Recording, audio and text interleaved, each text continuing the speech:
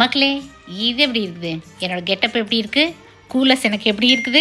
மறக்காமல் நீங்கள் கமெண்ட் பண்ணி ஆகணும். பார்த்துக்குங்க. பேக்ரவுண்டில் ஒரு பாட்டு கேட்குதா? எதுக்காக இந்த கவிஞர் எருக்கஞ்செடியோரம் போக சொன்னார்னு எனக்கு இப்போ வரைக்கும் புரியல. உங்களுக்கு எதாவது தெரிஞ்சதுன்னா மறக்காமல் கமெண்ட் பண்ணுங்கள்.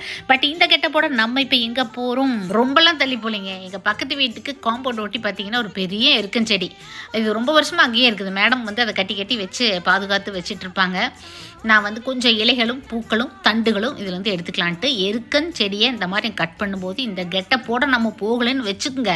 கண்ணாடி க்ளவுஸ் எல்லாம் போட்டுட்டு அவ்வளோதான், முதலுக்கே மோசம் வந்துடும், சோழி சுத்தம் அப்படிங்கிற மாதிரி கண் பார்வை போயிடும். அதுலேருந்து வர்ற பால் நம்ம ஸ்கின்னுக்கு கண்ணுக்கு வெரி வெரி டேஞ்சர். சரி, இவ்வளோ ரிஸ்க் எடுத்து இதை எடுத்து நீங்கள் என்னக்கா பண்ண போகிறீங்க? உங்கள் மைண்ட் வாய்ஸ் எனக்கு புரியுது. வீட்டு தோட்டம் வச்சுருக்கீங்களா?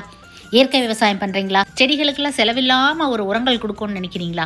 தொடர்ந்து பாருங்கள், அடுத்த ஷார்ட்ஸில் வந்துக்கிட்டே இருக்குது. Happy gardening.